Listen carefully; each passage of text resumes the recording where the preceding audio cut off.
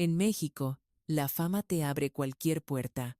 El problema es que algunas dan directo al infierno, más allá de los conciertos. Los aplausos y millones de fans. Hay historias que jamás verás en la tele. Historias de artistas que no solo cantaban sobre el narco, sino de los que cruzaron esa línea. Dinero rápido, contactos peligrosos y decisiones que les costaron la libertad. Hoy te contamos sobre 7 famosos mexicanos que se metieron con el poder equivocado y lo pagaron en la cárcel. Empezamos con Alejandro Fernández. En la cumbre de su carrera, rodeado de aplausos y luces, Alejandro Fernández parecía tener la vida soñada, hijo de una leyenda, con una voz que enamoró a generaciones. El Potrillo era el gran orgullo de la música mexicana, pero tras esa fachada impecable, empezó a correr un rumor incómodo, insistente y muy peligroso. Un rumor que no sonaba en los escenarios, sino que se susurraba en pasillos, entre gente que parecía saber demasiado, porque lejos de los estadios llenos, había otro tipo de shows, lugares sin cámaras, sin prensa y sin fans, ranchos ocultos, mansiones privadas, casas vigiladas donde entrar era fácil, pero salir no siempre estaba garantizado. Según versiones extraoficiales, ahí era donde Alejandro Fernández cantaba para un público que no pagaba con boletos, sino con lealtades. Hombres ligados al cártel de Sinaloa y al Jalisco Nueva Generación, figuras que controlaban territorios y, sobre todo, silencios. Testimonios filtrados y relatos de testigos protegidos describen escenas de película que, según ellos, eran muy reales. Alejandro, vestido de charro, cantando sus éxitos, pero rodeado no de fans, sino de hombres armados vigilando cada detalle. No era un concierto. Era una fiesta privada, exclusiva, casi clandestina. Y ahí cada canción sonaba diferente. Cada aplauso se sentía distinto, más frío, más pesado, más peligroso. Y con el tiempo, las señales se hicieron más evidentes. Fotos con empresarios turbios, amistades que levantaban sospechas. Aparecía en eventos donde el espectáculo y el crimen organizado se mezclaban peligrosamente. Nada oficial, por supuesto. Nada público, pero suficiente para alimentar los rumores que crecían en la sombra. Y mientras, Alejandro Fernández hacía lo que mejor sabe, guardar un absoluto silencio. Jamás lo negó, jamás lo explicó. Y en ese silencio, la duda se hizo más grande que cualquier acusación, porque en México, donde el narco y el espectáculo a veces se cruzan, hay una pregunta que sigue en el aire. ¿Estaba ahí por gusto? ¿O es que decir que no simplemente no era una opción? Hoy su carrera sigue intacta. Su voz llena estadios, y su nombre sigue siendo sinónimo de éxito.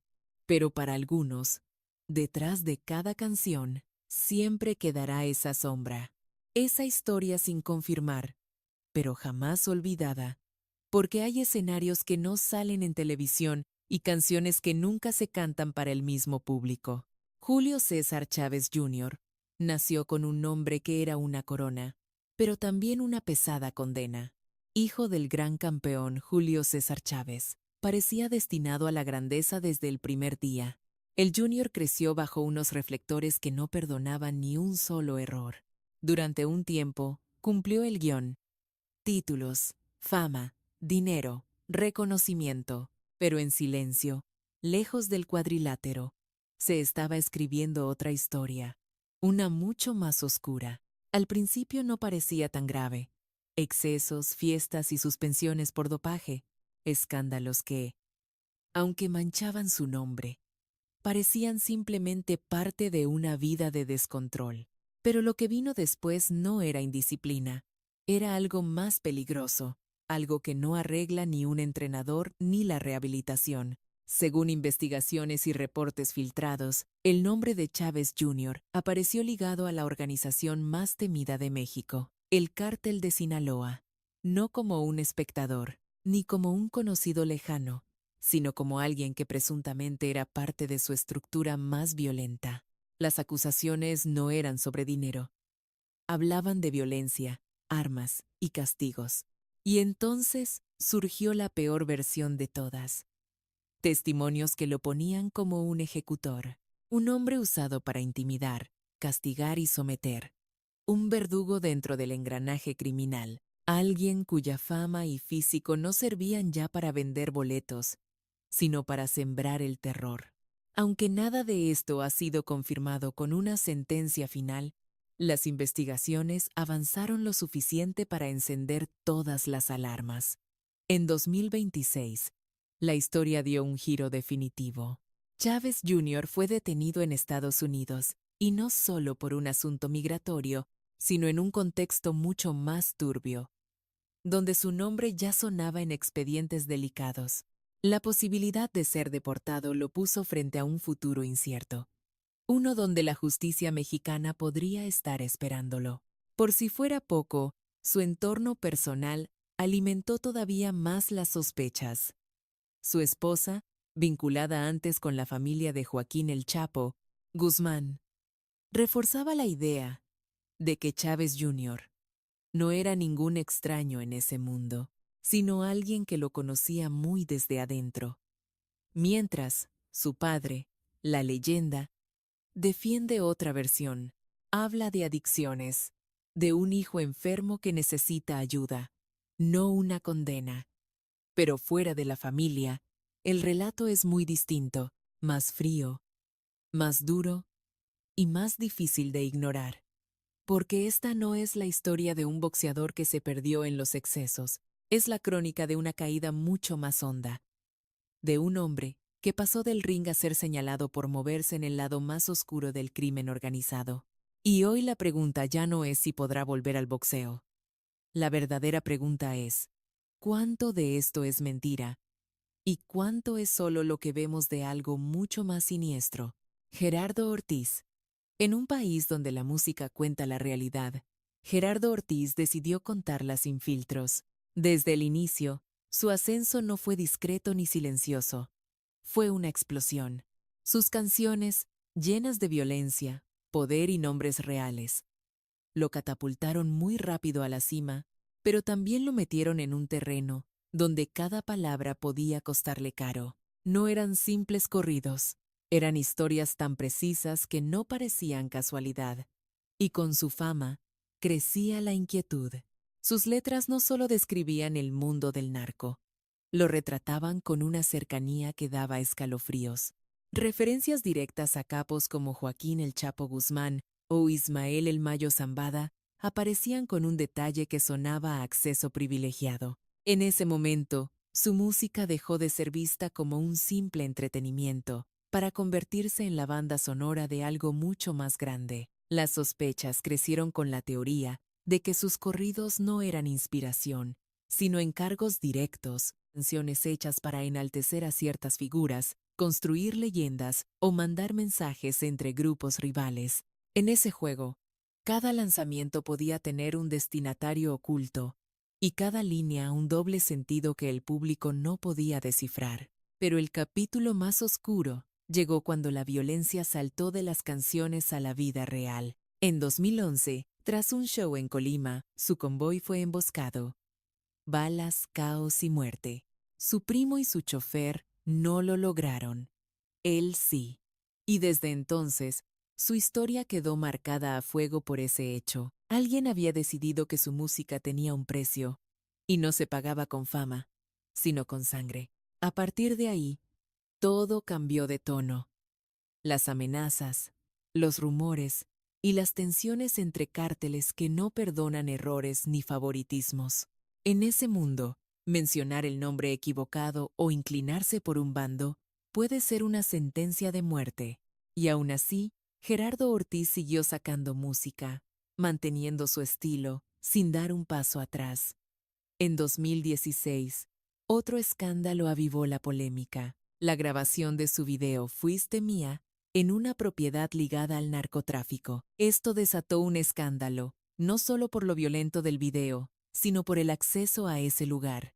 Un detalle que revivió las dudas sobre las conexiones que rodeaban su carrera. Hasta hoy, Nunca ha sido condenado por tener vínculos directos con el crimen organizado.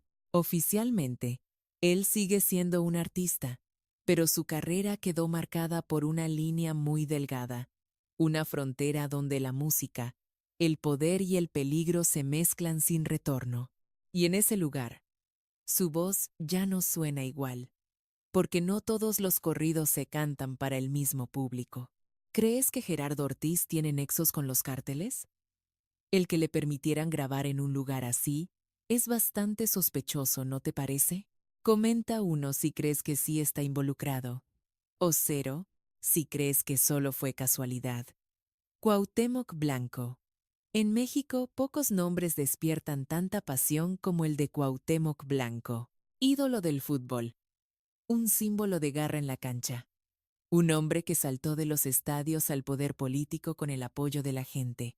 Su historia parece la de un héroe del pueblo, de alguien que desafió al sistema y conquistó la cima. Pero cuando las luces del estadio se apagan y empieza el juego del poder, las reglas son otras. Y los enemigos también. Durante su gobierno en Morelos, el Estado se convirtió en un campo de batalla para múltiples grupos delictivos. Nombres como el Cártel Jalisco Nueva Generación, Guerreros Unidos o la familia michoacana sonaban cada vez más fuerte en informes, enfrentamientos y noticias de violencia. En ese ambiente, gobernar era mucho más que solo administrar. Era sobrevivir en un tablero donde cada jugada podía desatar consecuencias ocultas. Y de pronto, apareció la foto que desató el escándalo. Cuauhtémoc Blanco sonriendo junto a hombres que, según investigaciones, eran líderes criminales. No se trataba de un montaje borroso, ni de un rumor anónimo. Era una imagen nítida, directa, imposible de ignorar. En horas, el ídolo del pueblo estaba en el ojo del huracán mediático y político. Él respondió de inmediato. Aseguró no conocerlos, que eran fans que se acercaron a pedirle una foto, algo que le pasa a cualquier figura pública. Pero en un mundo donde las casualidades no siempre existen, su explicación no fue suficiente para calmar las sospechas, porque a ese nivel de poder, cada saludo tiene un peso y cada foto cuenta su propia historia. La tensión aumentó cuando empezaron a aparecer narcomantas en varias partes del estado, mensajes de grupos criminales que lo acusaban directamente de tener pactos ocultos, de permitirles operar a cambio de una falsa paz, acusaciones que no llegan a un tribunal, pero que en la calle funcionan como advertencias públicas para que todos las vean. A esto se sumaron informes filtrados sobre posibles nexos entre su gobierno y grupos delictivos de la zona, mencionando el control de recursos, extorsiones y pactos que jamás quedaron por escrito. Nada probado en un juzgado, nada sentenciado, pero suficiente para crear una sombra que lo persigue hasta hoy. Cuauhtémoc Blanco lo ha negado todo. Insiste en que son ataques políticos, intentos de manchar su imagen por enemigos que quieren verlo fuera. Y mientras la investigación sigue su curso, su figura se debate entre dos versiones totalmente opuestas, la del ídolo que alcanzó el poder y la del político que, para algunos, se acercó demasiado a la oscuridad. En esa encrucijada de fama, poder y crimen, su historia ya no era solo de deporte o política. Se volvió un recordatorio de que en ciertos lugares no solo se trata de ganar elecciones, sino de entender quién mueve los hilos. En la pantalla, Kate del Castillo era una reina del narco, fuerte, astuta e intocable. Pero lo que empezó como un personaje se convirtió en una historia que se salió del guión para la propia Kate del Castillo. No solo interpretó el mundo del narco, un día decidió acercarse de verdad. Y ese paso le cambiaría la vida para siempre. Todo comenzó con un mensaje donde decía que confiaba más en un capo que en el mismo gobierno. En su momento, muchos lo vieron como una simple provocación, la opinión de una famosa más. Pero años más tarde, esas palabras cobrarían otro sentido. No eran solo palabras, eran el comienzo de una conexión impensable. Mientras Joaquín El Chapo Guzmán era el hombre más buscado del planeta, alguien logró lo imposible, contactarlo directamente. Esa persona fue Kate. A través de intermediarios, organizó un encuentro secreto en la Sierra de Sinaloa, un lugar totalmente aislado, lejos del alcance de la ley, donde solo entras con invitación o si estás dispuesto a arriesgarlo todo. No iba sola. La acompañaba Sean Penn, y juntos se adentraron en territorio de uno de los narcos más poderosos del mundo. Sin cámaras oficiales, sin protección del gobierno, solo estaba la presencia de un hombre cuya palabra era ley. Decidía sobre la vida y la muerte. Ahí, cara a cara, Kate del Castillo saludó al Chapo. Parecía una escena de película, pero esta vez no había guión ni repeticiones. La noticia explotó al salir a la luz. El encuentro, revelado en un reportaje internacional, sacudió al mundo entero. Lo que parecía ser un proyecto de película se convirtió en un escándalo político, judicial y mediático. Las autoridades mexicanas reaccionaron al instante. Investigaciones, cuentas congeladas y acusaciones de lavado de dinero. De la noche a la mañana, la actriz pasó de ser una estrella a una persona investigada. Kate lo negó todo. Aseguró que su única intención era contar una historia, hacer una película, entender a la persona detrás del mito. Pero en este mundo, donde cada contacto deja rastro, su explicación no convenció a muchos, porque encontrarse con el fugitivo más buscado del mundo no es un accidente, es una decisión que te marca para siempre. Por años vivió fuera de México, sin atreverse a volver por miedo a problemas legales.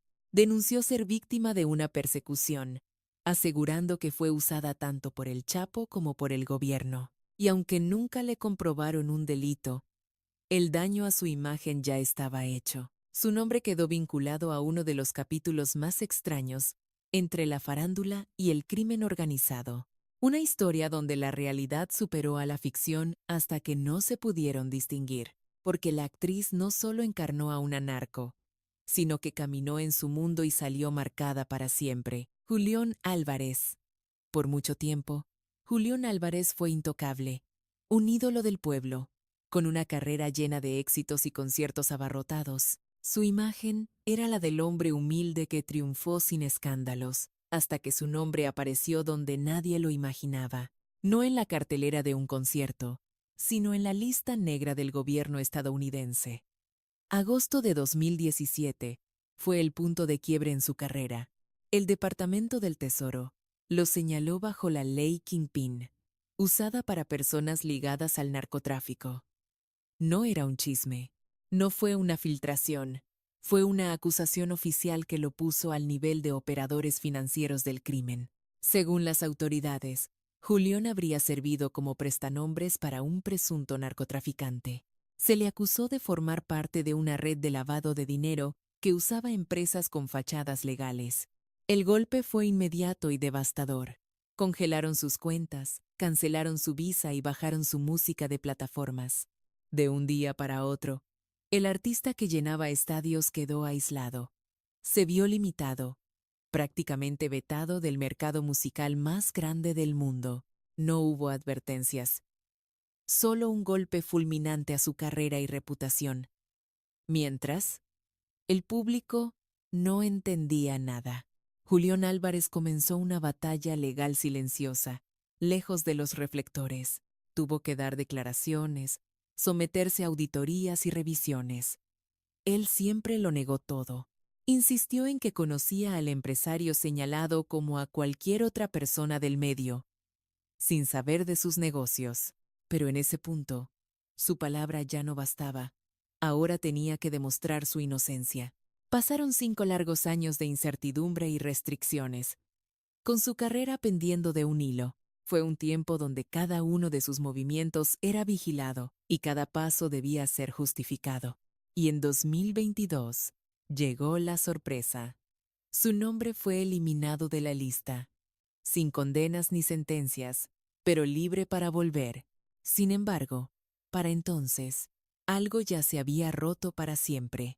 Aunque legalmente se libró del cargo, la sombra de la duda nunca se fue del todo, porque entrar en esa lista es muy grave, y salir de ella no borra por completo la acusación, Su caso se convirtió en uno de los más impactantes de la música mexicana reciente. La historia del artista que lo tuvo todo y casi lo pierde por completo sin pisar un tribunal. Hoy Julián sigue cantando, sigue llenando recintos, pero su nombre ya no se escucha de la misma manera, porque en su historia, el éxito se topó con algo muy oscuro. Y aunque salió, no todos creen que salió limpio. ¿Aún sigues aquí? Entonces comenta Julián Álvarez si ya viste esta parte del video. Peso Pluma. En cuestión de meses, Peso Pluma pasó de ser un desconocido a dominar la música a nivel mundial. Joven, irreverente, con un estilo que rompía las reglas, se volvió el rostro de una nueva generación. Sus canciones no sonaban solo en México, sino que retumbaban en todo el planeta. Pero mientras su fama crecía sin control, también lo hacía una sombra que no salía en las listas de popularidad, porque su música no era para nada inocente. Corridos tumbados, con letras directas y referencias muy claras, nombres, apodos y claves, fragmentos de una realidad que muchos reconocían, pero pocos se atrevían a decir en voz alta.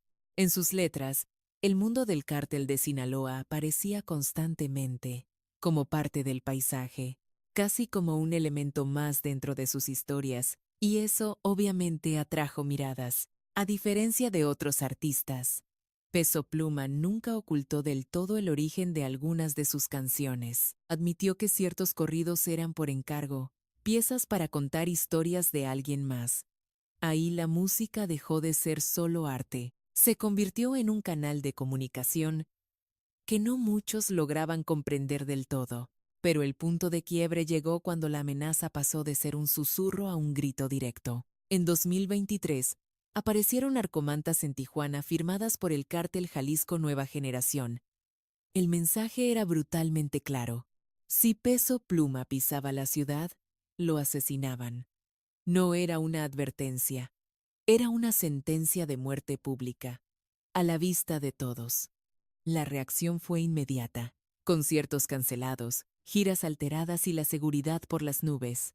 Por primera vez, el artista que llenaba estadios tuvo que dar un paso atrás, aprendiendo que hay reglas que no se negocian y líneas que no se cruzan. A pesar de todo, Peso Pluma no ha cambiado su discurso. Él dice que solo canta sobre la vida real, lo que su gente consume, una realidad que es imposible de ignorar. No hay confesiones, ni vínculos reconocidos, ni tampoco procesos legales en su contra. Oficialmente, él sigue siendo tan solo un músico, pero su historia ya no es la de un fenómeno mundial. Es la de un artista en la cima, caminando muy cerca de un mundo donde la fama no te protege. Y una canción significa mucho más. Anuel A. Mucho antes de llenar escenarios, de los millones de streams y de ser una estrella mundial, Anuel ya vivía inmerso en una historia peligrosa. No era un personaje musical, era un producto real de la calle. Sus letras eran sobre armas, dinero y traición. Pero en su caso no sonaban a ficción, sonaban a confesión pura. En 2016, la línea entre el artista y su realidad simplemente se borró. Anuel fue arrestado en Puerto Rico con armas ilegales, en un operativo que las autoridades vincularon con el narcotráfico. No era un simple escándalo de prensa, era un caso federal, de esos problemas que ni la fama ni el dinero pueden arreglar. El juicio fue rápido y la sentencia contundente. 30 meses en una prisión federal de Estados Unidos. De un día para otro, su carrera se frenó en seco. El artista que conquistaba el género urbano acabó encerrado, aislado del mundo que empezaba a dominar, sin escenarios, sin público. Solo concreto, barrotes y tiempo. Muchísimo tiempo. Pero ahí dentro, en esa celda, ocurrió lo inesperado. Mientras perdía su libertad, su identidad como artista se hacía más fuerte. Anuel empezó a escribir, a crear su leyenda desde la cárcel. Cada letra estaba cargada de rabia, de realidad, de una vida sin adornos. Cuando su música empezó a filtrarse desde prisión, el impacto fue total. La calle no lo olvidó. Lo convirtió en un símbolo. Su salida en 2018 no fue un simple regreso. Fue una resurrección mediática, más fuerte, más crudo y más auténtico. Su pasado no se escondió. Se convirtió en su marca personal. En cada canción, en cada frase, su historia era parte del producto. Ya no era solo música, era el relato de una vida real. A diferencia de otros, Anuel no huyó de su pasado, lo abrazó. La cárcel no destruyó su carrera, la transformó por completo. Pero esa transformación también dejó claro algo que en su historia jamás desaparece. La conexión entre su música y la realidad que la inspira es demasiado fuerte. Para él, la fama no nació después del peligro, nació dentro de él. Robert Downey Jr. Antes de ser uno de los rostros más poderosos de todo Hollywood, ya era considerado un talento excepcional, un actor carismático, brillante e impredecible. Tenía todo para ser el rey. Pero mientras su carrera despegaba, en la sombra algo más crecía. Crecía una adicción que, poco a poco, lo consumía todo. No era un problema pasajero, era una espiral descendente. A finales de los 90, esa espiral explotó.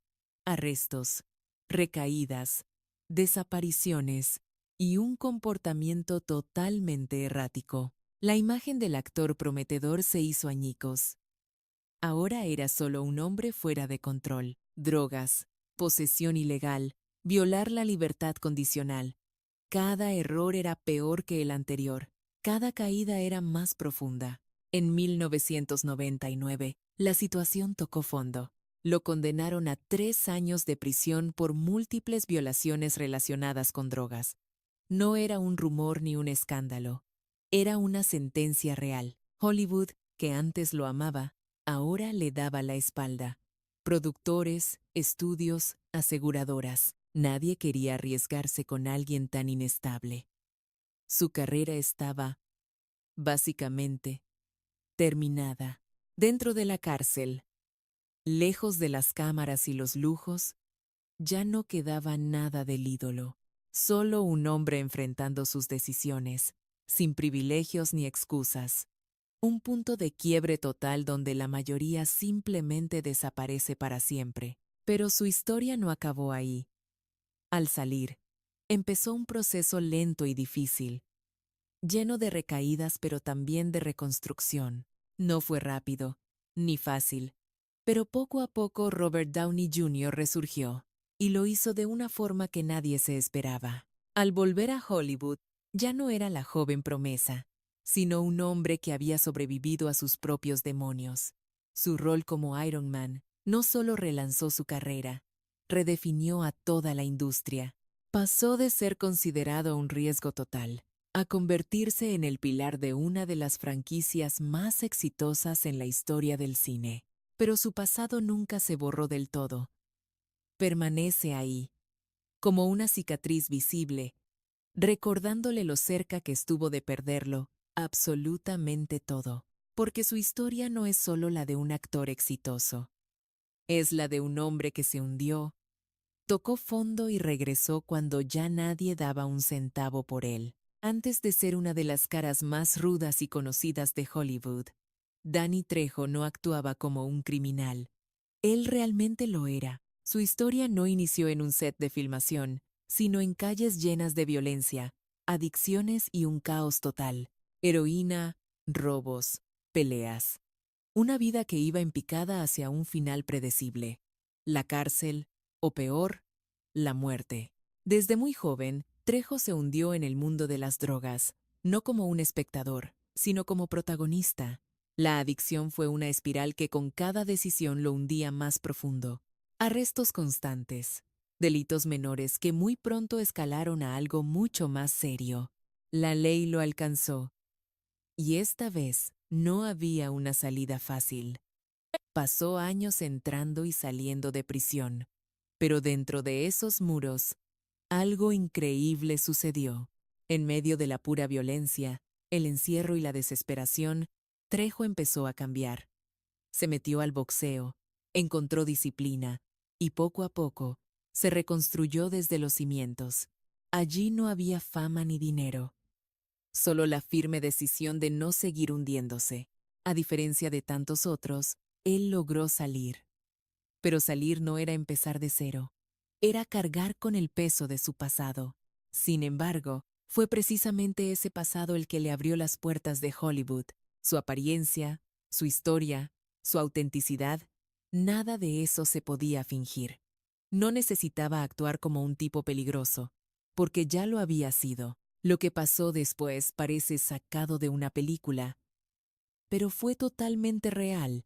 De ex convicto y adicto, se convirtió en un actor que salía en decenas de películas, interpretando a personajes que eran un espejo de su propia vida.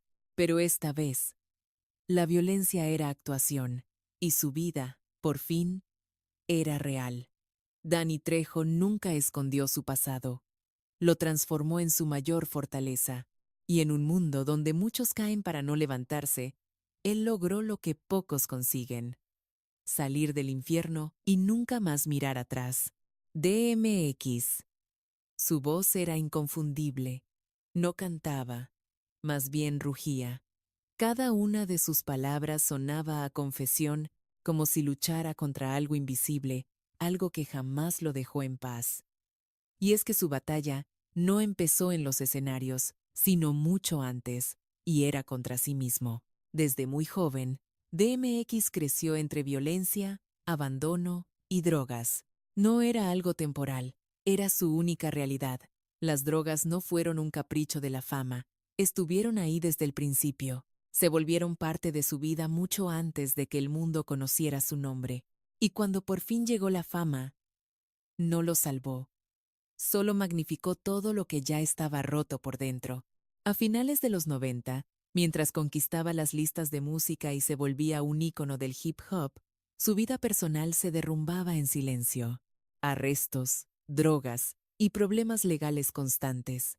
Cada éxito traía consigo un nuevo escándalo, y cada caída era más pública, más fuerte y más imposible de esconder.